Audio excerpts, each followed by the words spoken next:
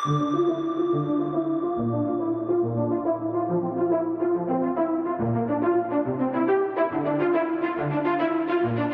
is the Multifaith Matters podcast. I'm your host, John Moorhead.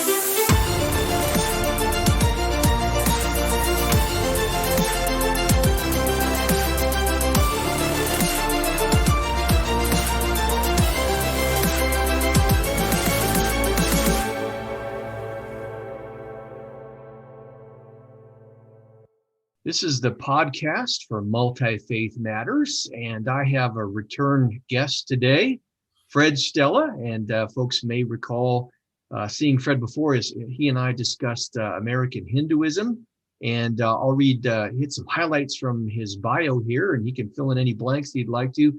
Fred is a convert to Hinduism from Catholicism. He formally embraced the Dharma when he was 30.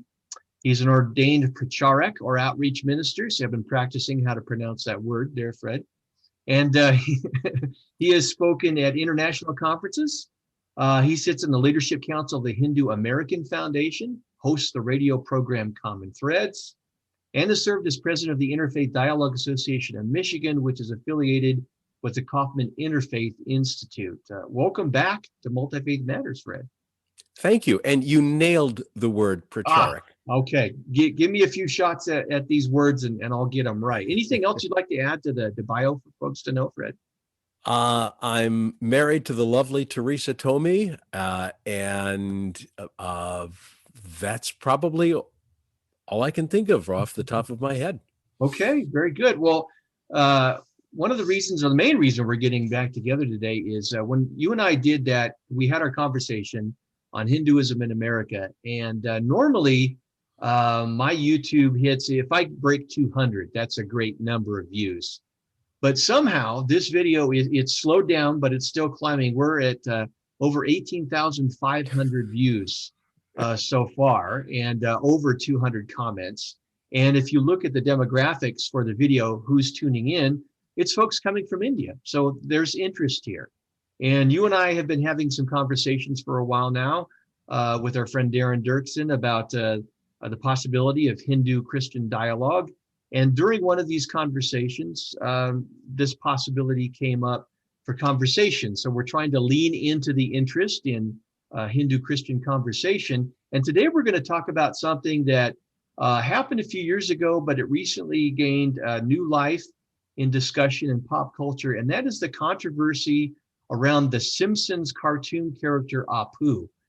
And just for a little background, we're going to give a little introduction to this here. That character is voiced by the voice actor Frank Azaria, a white gentleman, and it has gathered some controversy in the South Asian and Hindu community that have concerns about stereotypes. And because of that controversy, Frank came out and said that he was no longer going to be voicing that.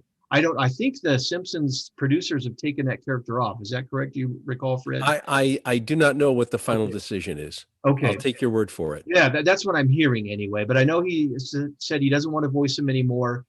And that was maybe a couple of years ago. But most recently, he expressed, again, remorse and even said if he could, he would apologize to every person in India.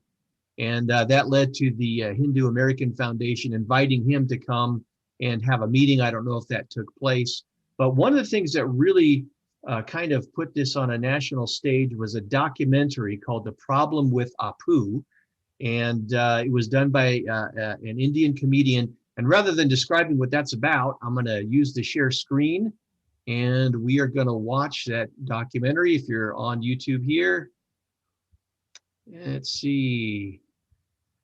Here we go. Here's a documentary, The Problem with Apu. Hate Apu, and it's because of that I dislike The Simpsons. The whole series. Yeah. I love The Simpsons because you hate yourself. My name is Harry Kundabola. I've had a great career filled with laughter, critical acclaim. I should be completely happy, but there's still one man who haunts me, Apu Nahasapima Pedalon. Please pay for your purchases and get out and come again. How many of you have had to deal with being called Apu or that being referenced? The Simpsons, stereotypes, all races. problem is we didn't have any other representation. Cabby, deli. Doctor. You know a white guy does the voice? A white guy doing an impression of a white guy making fun of my father. How do you feel about that? Oh, I'm making a movie about how much I dislike it. Right away, they were like, can you do an Indian voice and how offensive can you make it? I immediately began to talk this way. And I was like, it's not tremendously accurate. It's a little stereotype. I'm like, that's all right. They want the accent to sound like this and they want your tongue to be really pulled back. So Pattaya King was going into a room and having to do that exact thing in front of people like a monkey. There are accents that, by their nature, to white Americans sound funny, period. It's funny because it's racist. Does Apu count as a minstrel since it's brown paint, a white guy's voice? He has all the qualifications. Remember, please, children, that in life, there is nothing that is not so disgusting that it cannot be sold on a heated roller at a nearly criminal markup. Now, I realize some of you think I'm some annoying PC social justice warrior that's very sensitive, and you're probably thinking, come on, Snowflake, let it go. Well, I have let it go for 28 years.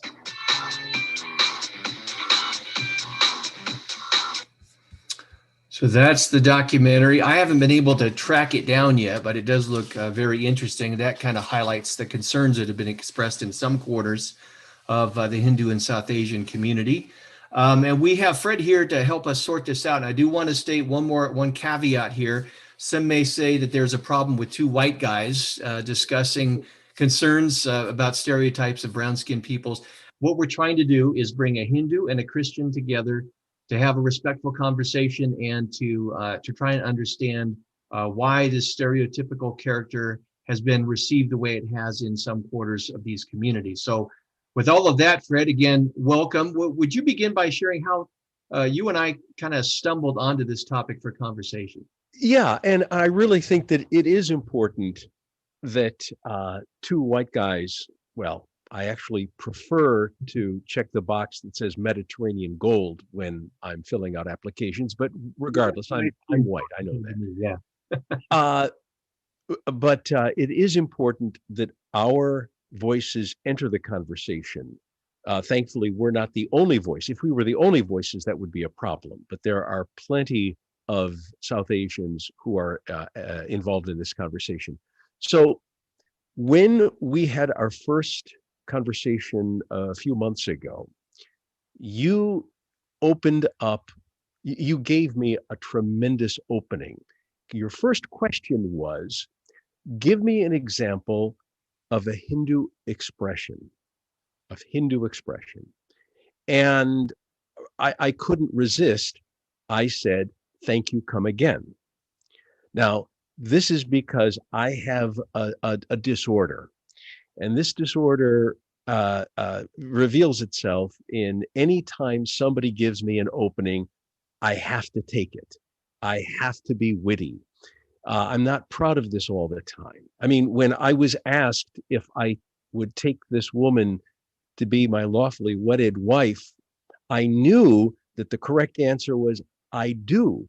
But for a split moment, I thought, is there a better answer? Is there a more witty answer? What would Noel Coward say? Thankfully, because I have been married for over 25 years now, that is probably due to the fact that I agreed to say I do when I should. So, as I said, I said, thank you, come again. And I said that thinking this would be a great way to come back to that and talk about the Apu controversy. Because it is on the minds of many Hindu Americans of South Asian descent. But you know what? We never did. Obviously, we never circled back around. I never got to address it. And I felt bad because anybody who saw that video, the first thing that they would say is, oh, Fred's using Apu to mock South Asians. And that wasn't my intent. So I appreciate this opportunity to come back and really dig into this, because my journey with Apu has been drastically changed by all of this. So uh, let me start by saying that I have been a major fan of The Simpsons ever since its inception. Um, I haven't seen it in a couple of years because I no longer have a television, and whatever platform they're on online, I can't get. But regardless, I've always appreciated their humor, and I appreciated Apu. I loved Apu over the years, and here's why. There's a couple of reasons. First of all, the Simpsons are like Don Rickles, um, a mutual offender. What are they? What did Rickles call himself? A equal opportunity offender. That's what it is. An equal opportunity offender. You can't watch The Simpsons with an extremely thin skin, because however you identify yourself, whether it's ethnically, religiously, politically, whatever, you're going to get skewered sometime or another. And I didn't mind that. I've never had a problem with ethnic humor as long as it was done in good taste. But of course, good taste is relative. So let's take for example, I am Italian American. And if you watch The Simpsons, you will see actually three Italians that come across the screen here and there. First of all, there's Fat Tony, brilliantly voiced by Joe Mantegna. And Fat Tony's with the mob. He's a mafioso. And he has a henchman. I don't even know if he has a name, but he is an homage to Joe Pesci, who, of course, is an Italian American who's played several mobsters over the years. So you have those two representing the mafia. And then you have, I believe his name is Luigi, the Italian restaurateur, right? And, Luigi, he speak like this. And he's got the handlebar mustache. He's clearly an Italian stereotype. Mm-hmm. So I watch The Simpsons and I see Fat Tony and the Joe Pesci character, or I see Luigi, and I have no problem with it whatsoever, right? And people in the mafia do not reflect well on Italian Americans, but I don't care. First of all, it's funny.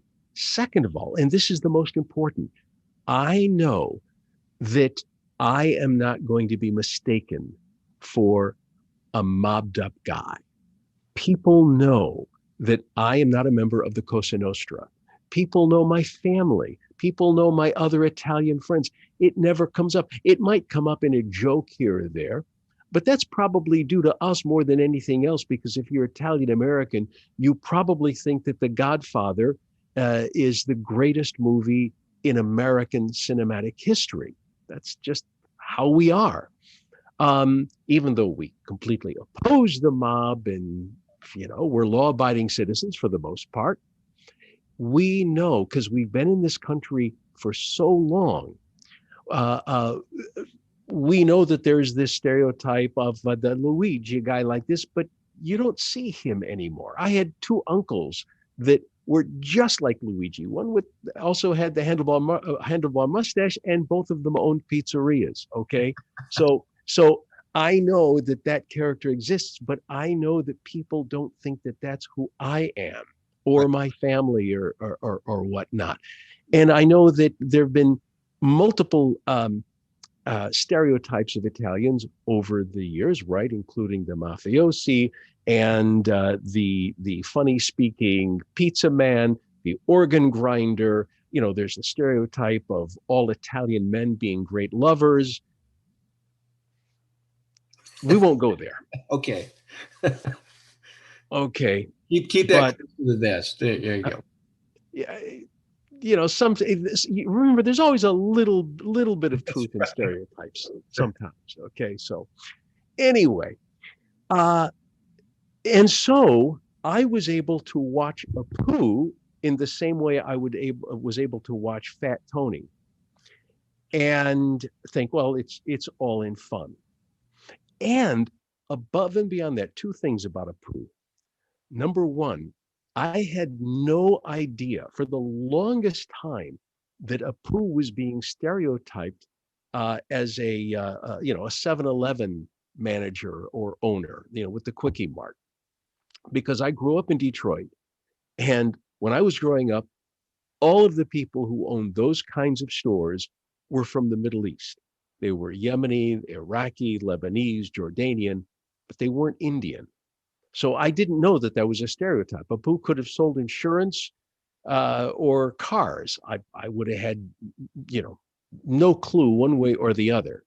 I did not see my first Indian American Quickie Mart kind of store manager owner until I moved to Grand Rapids, and I've seen a grand total of one. Every shop like that is owned by a white American, an African American, somebody else. They're not owned by Indians. So I didn't know that was a stereotype. Number two, I loved the fact that Apu was Hindu. And, to see a statue of Ganesh in the Quickie Mart, I loved it. To find out that, he was with the Beatles in Rishikesh at the Maharishi Mahesh Yogi's ashram with them. When Paul McCartney was a guest star on The Simpsons, that came to light, and we found out that Apu considered himself the fifth Beatle. I mean, that stuff was great to me. Now, here's another thing too. On The Simpsons, they don't care as much about really developing a character as they are with the story. So, for instance, sometimes Homer has been described or he's scripted as being so dumb, you're amazed he can put one foot in front of the other. And there are other stories where Homer is actually more creative. Sometimes you swear that they're one house payment away from being homeless, and other times they seem to be rather flush with cash. Apu, I would say more often than not, has been portrayed as a really nice guy with many attributes. But there have been episodes where Apu, not so much. He doesn't seem like a nice guy. He's got this dark side to him. And again, the way The Simpsons is crafted, it's just a story. That's all it is. And so Apu or Homer or Lisa or Marge, any of them can be completely different in one episode from another. You still have, I would say, a foundation for all of the characters, but they can go in any direction. So whenever I saw Apu scripted as being a little wacky here and there, or dishonest here and there, I just chalked it up to the same way that any of the characters could be scripted in this way or that way, sometimes positive, sometimes negative. So that's a long way to state that I really enjoyed Apu, and I saw nothing wrong with him. In the early 2000s, there was a book that came out called The Gospel According to the Simpsons. There are many books like this. They take television programs, they take movies, and they try to dissect and find out what is the spirituality behind the stories. And this gentleman knew of my work, the author. He contacted me and he interviewed me, and I ended up being quoted in the book. And I gave a rather positive review to Apu, because again, I thought he was endearing, and just to see any Hinduism on television was kind of fun for me. And he said to me, it was interesting that in interviewing Indian American Hindus, he found almost 100% offense taken by them by the portrayal of Apu. And when he spoke to people such as myself, non-Indian Hindus, we all loved Apu.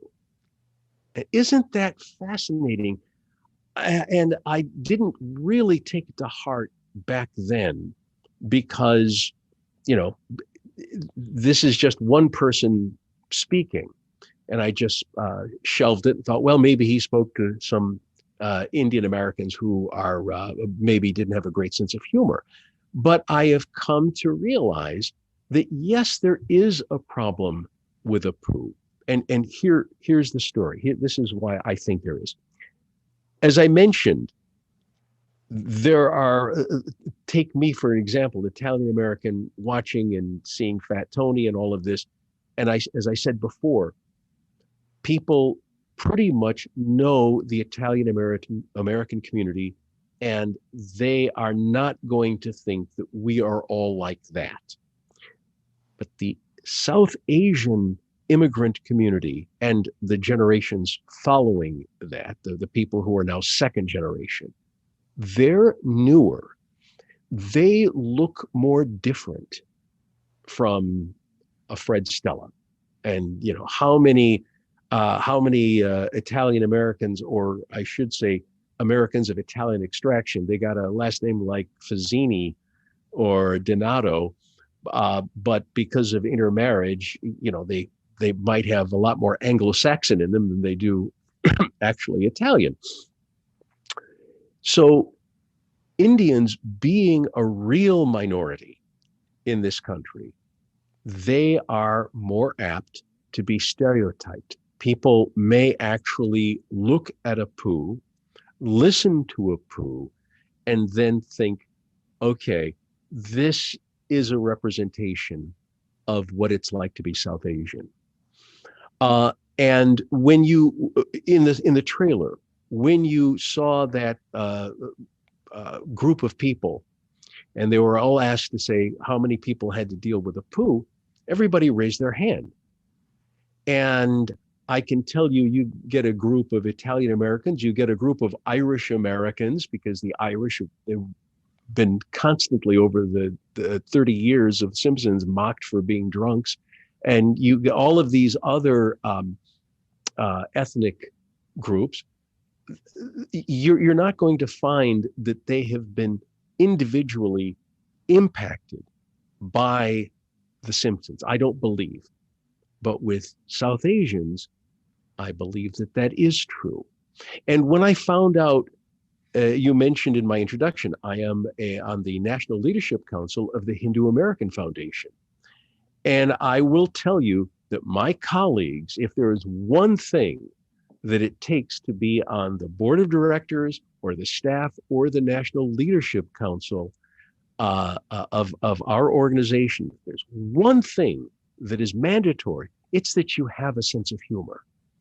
When we get together, we discuss all of the challenges and issues of being Hindu in America, and yet we laugh. I just so enjoy being with my colleagues. But lo and behold, I find out over the last couple of years that they have issues with Apu for the same reason that we saw in that trailer. So I had to completely rethink my privileged white position, being able to laugh at Apu, thinking that there was nothing wrong with it, you know, because, well, we're of the same religion, or nobody's going to take this seriously. Because all of a sudden I find out, yeah, people kind of do. And so I now am 100% behind HAF's stand on Apu. And I'm very pleased that Hank Azaria has decided he's not going to do that. Let me say one other thing too. It's related to this in a different way. Now, Hank, you know this, John. Hank Azaria and I are in the same profession, right? I am a commercial actor by trade. Now, saying that Hank Azaria and I are in the same trade. We're both members of the same union, Screen Actors Guild. But to say that, it's kind of like, I always feel that it'd be like an usher at a cinema house saying that he's in the same profession as Brad Pitt. Hank is at the top of the mountain. I am far from top of the mountain, but I am a working commercial actor. And my niche, I've done many things over my career, but my niche for the last 2 decades has been audiobook recording. And about 20 years ago, I recorded one book called My Country versus Me. And it was by a Taiwanese American atomic scientist by the name of Wen-Ho Lee. Wen-Ho Lee was born in Taiwan. He lives here. I won't go into the story itself because that isn't important. But Wen-Ho Lee speaks with a thick Chinese accent. And I was cast to narrate the audiobook version of his book, My Country versus Me. And I was thrilled at the opportunity. Now, I knew that I couldn't do a thick Chinese accent. That would have been absurd. So I chose what I call the suggestion of an accent. So I spoke as I am right now, just slightly stilted. And the book was a great success. As a matter of fact, I won an award from Publishers Weekly for that book. And about 5 years ago, I was at, this was recorded at the studio, which is now owned by Amazon. And I was speaking with the woman who was my director for that project. And she's now a casting director. And I was just saying, hey, remember the Wen-Ho Lee book, yada, yada, yada. And she says, if that book came out today, I would not be able to cast you. Mm-hmm. And I was taken aback for a second, thinking, wait a minute, I won an award for that. I believe people thought I did a pretty good job. It was reviewed really well. But then I was reminded, of course, that people today are more sensitive, as they should be, and that, yes, it would be more authentic for an Asian American to record that book, even though the final product might not sound any different than the way I did it. I think it is important. 100 years ago, yes, you would have to put an actor in blackface to play Othello. Today, it would be absurd. 100 years ago, you might not be able to find an accomplished Black Shakespearean actor. Now, of course, there are plenty of them. So what worked yesterday isn't going to work today necessarily. And that's kind of how I feel about Apu. So there you go. Yeah, I appreciate all that. It's interesting to see the different reactions. I mean, you mentioned the Italian stereotypical characters on The Simpsons and how you relate to that. Of course, in this conversation, we're not telling folks how they should or shouldn't feel. Everybody is going to have their own reactions, and they have a right to that response. As I watch The Simpsons, what's interesting is Homer's a white middle-class guy, and I'm a white middle-class guy. I don't see myself represented in Homer Simpson, but I find him comical, in the stereotype. There's a character that in The Simpsons, it's a comic book nerd that kind of represents nerddom in general and science fiction conventions and that kind of a thing. I enjoy those. And how about Ned Flanders? Well, I was Ned Flanders and Reverend Reverend Lovejoy, I think it is. Yes. Those two. And so there are stereotypical presentations of what American Christianity is about. But the interesting thing about that is, as you said, we talked about earlier that we were doing it in jest. There is a bit of truth in some of the stereotypes. And so what's interesting is to see how American Christianity, or at least American evangelicalism, is treated in The Simpsons. Now, I don't take offense at that either, even though I know many evangelicals have. So there are diverse reactions in different religious communities to the stereotypes. And in my preparation for our conversation, I found not only the negative reactions, but I found articles by and about Hindus and South Asians who didn't find it problematic. So just to note that there are different reactions there. We recognize the stereotype. Your organization finds it problematic. If someone is a Hindu or a South Asian who finds it problematic, I'm not going to tell them anything different. We just want to note that there have been diverse reactions to it out there. Yes. Yeah. No question. No question. And one of the things, interestingly, for both Apu and Ned, you have to give them credit that they have become multidimensional over the years. The Ned Flanders of the first couple of seasons is different from Ned a little later.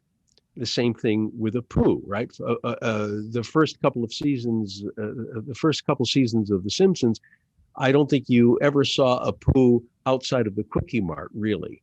And then all of a sudden, he becomes more real. He gets married. He has, 9 children? Yeah, something like that, yeah.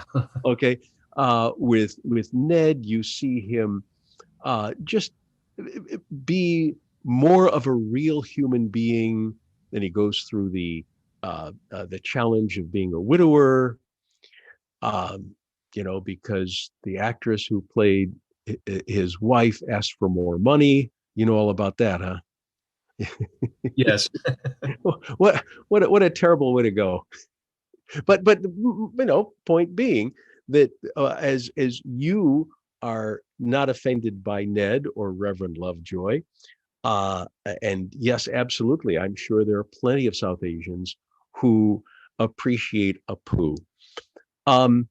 But I, for one, am happy that things have gone the way they have right now. I think it's time. Yeah, I simply wanted to note that there have been diverse reactions. Again, I appreciate those who have concerns over the stereotype. Also, in preparation for the podcast, I think I did more research for this podcast and a lot of the others I've done. I found a scholar named David Feltmate. He's going to be a future guest. And he's a scholar in the study of religion. And he's got a book out called Drawn to the Gods, Religion and Humor in The Simpsons, South Park, and Family Guy. And he's got a chapter in this book on how Christians are depicted in the program, as well as how Hindus are treated.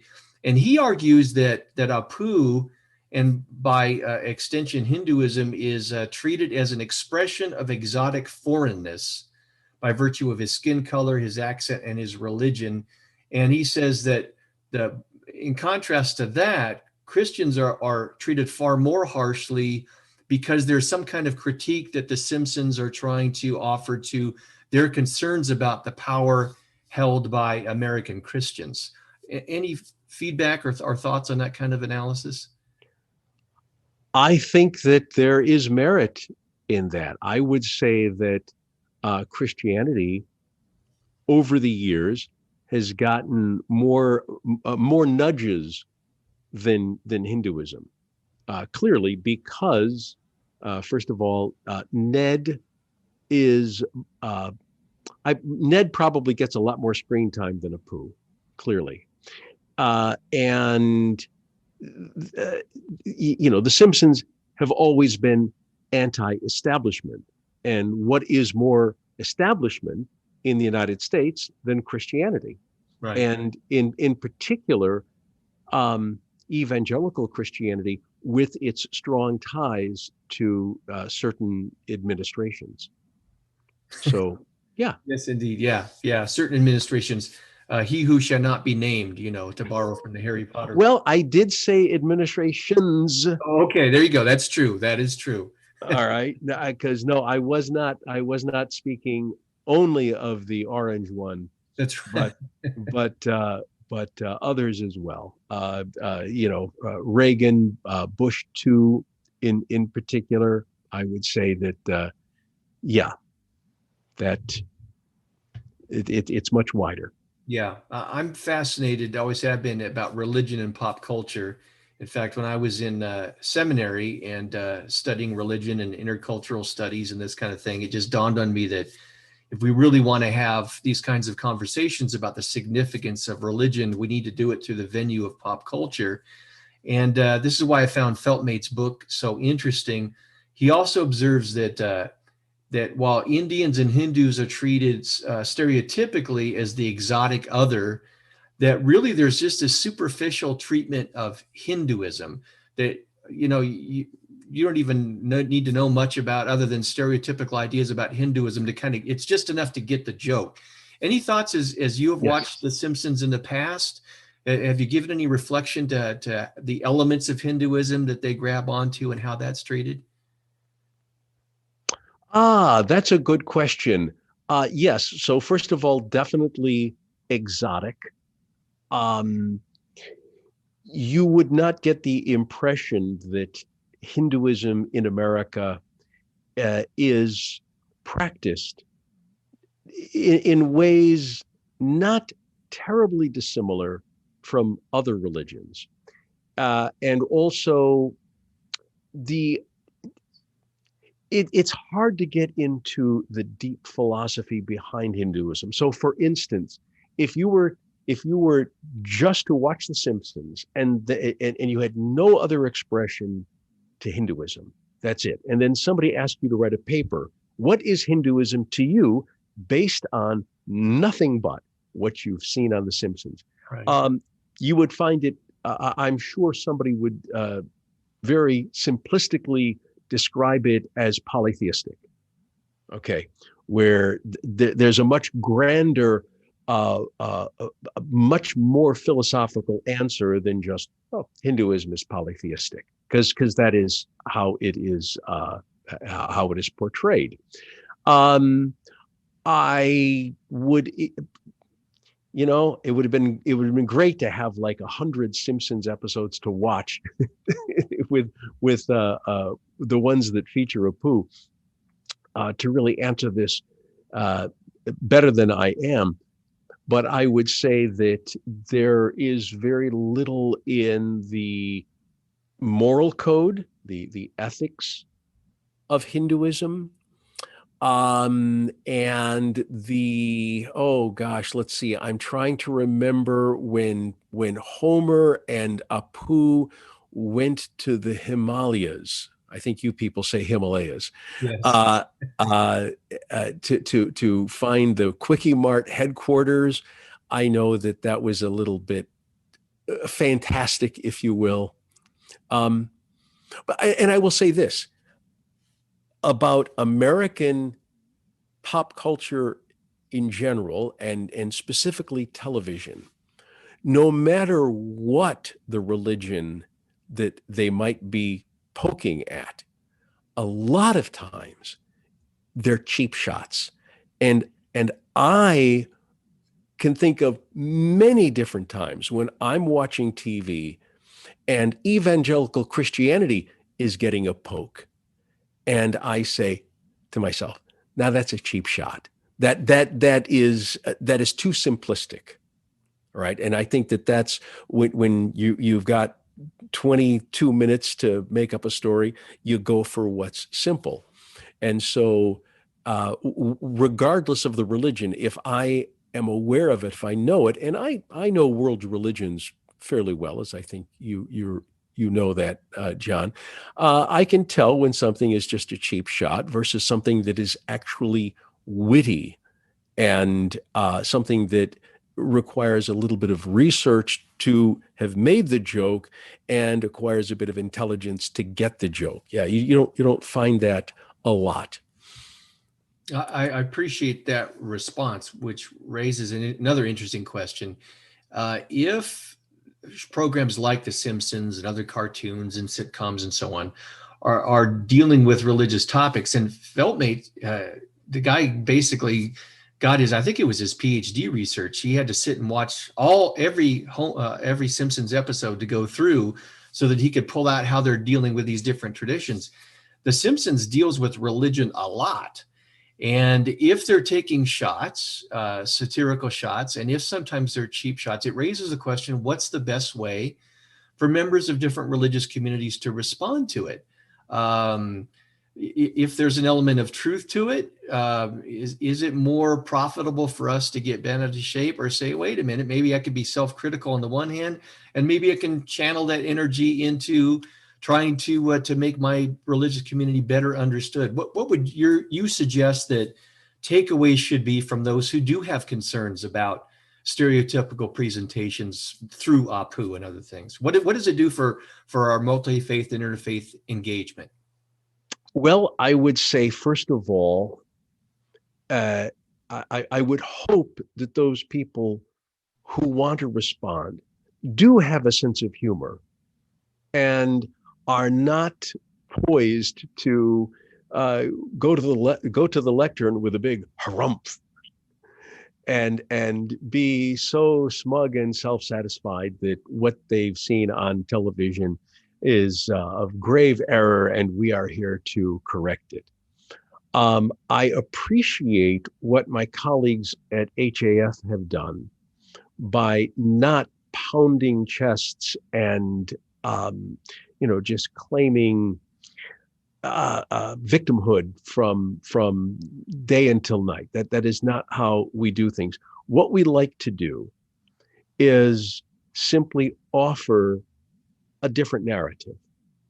And if there is something that is truthful and honest in the joke, in the poke, then yes, absolutely acknowledge that and say, okay, how can we do better? And maybe it could be one of two things. It could be we are doing something wrong, or it could be we are communicating our message in an incorrect way, or we're not communicating enough, perhaps, that we have this attitude, this is who we are, and we don't care what people think about us.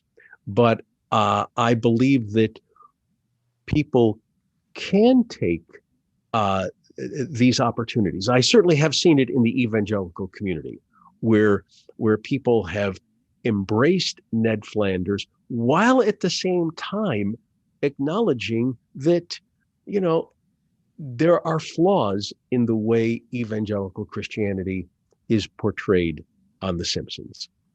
So I think the same thing could be done with APU. Now, again, apparently APU is no longer going to be in the cast of characters, but at least in the old Simpsons, where he does play a prominent role, we could do that. Absolutely. We could take a wide variety, and maybe in this documentary, I'm as with you, I've seen the trailer, but I haven't seen the documentary. Maybe there are points where we could point to something and go, okay, there is truth behind this, but then this is where it goes over the top. This is where they don't quite have it right, and you do so with as much, you want substance, but you also want perhaps a bit of whimsy, because it is a cartoon. Right. I think I would resonate with that when it comes to depictions of evangelical Christians. There have been stereotypes that are there, and a lot of times it's off base, but sometimes it's picking up on a little reality there. So I think we evangelicals need to take that to heart and look self-critically at our own tribe. So I think there's a place for a variety of responses to these kinds of things. Fred, any other final thoughts you might have about this topic? I would say that we as a television watching society, or more than just television, that we who consume pop culture in its many, many forms, we need to educate ourselves above and beyond what is just placed in front of us. And I know that only a few people are going to do that. I have no idea how many people have watched Apu over the years and said, well, I'm going to find out. I'm going to read a book on Hinduism or read a book on Indian culture to find out just how true that is. Or somebody who, again, would watch Ned Flanders and go, I'm sure that that's not the whole picture. I'm going to read a book or I'm going to watch a documentary on this. But those who are intellectually curious may be led to do that. And that's a good thing. And just the fact that we're having these conversations, I think is wonderful. I'm pleased that you invited me here to talk about Apu today, and that other conversations are happening. So I'm optimistic that at least some segments of our culture, of our society, find this important.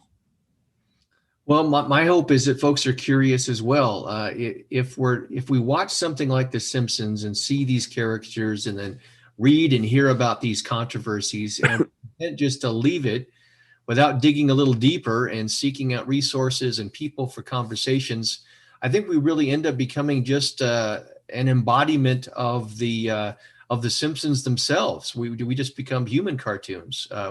We need to move from 2-dimensional to 3 dimensions in terms of our exactly. And if I may, there's one other thing I'd like to mention. Just the other day, I read an op-ed from an Indian American actress. When we're talking about who does this affect, right? Who does Apu and The Simpsons and pop culture affect? There was a real powerful letter or a column written by this woman who, when she entered the field of acting, she was always told to be big. She was, first of all, she did not speak with an Indian language accent. She spoke, American English, but she was encouraged to speak like Apu. When she would go out for roles, that all of her roles were big, stereotyped Indian people. And she was very harmed, she believes, by not just Apu, but by everyone. By for instance, I think she brings up a Peter Sellers movie. The Guru. Is it The Guru? The man? I forget the name. It came out in I think in the late 60s. And he played an Indian. He did play a guru. Whether the name of the movie is Guru, I don't know. But that was the model they were going for. And in the same way where African Americans in cinema early on, they were servants more often than not, right? Or they were in the orchestra, all of the great musicals of the 30s and 40s. Yes, they could be in the orchestra, but they couldn't be the leads. So, or again, as a servant. And South Asians, along the way, they played stereotypical South Asian characters. And now we've come to a point, thankfully, where somebody could be South Asian and just be somebody's next door neighbor or somebody who works in a bank. There's nothing special about them. They're just Americans who happen to have parents or grandparents who came from India or Pakistan, whatever. And so I think that we really have grown in my industry, in the entertainment industry. I'm very pleased to see that. So there you go. Yeah. It sounds like we've come a ways, but of course it's a journey and we've always got a ways to go. So yes, I think this is an important topic. And Fred, I appreciate your coming on the program to talk about it. And we'll see. I don't know if we'll get 18,000 hits on this video, but who knows? Fred, it's always a pleasure to have you on the program.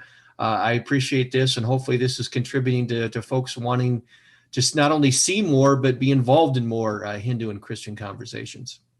I applaud your efforts, John. Always do. Thank you, sir. I want to thank our listeners and our viewers. I'm John Moorhead. I'm the host of the Multifaith Matters podcast, and we thank you for listening and for watching. Until the next program.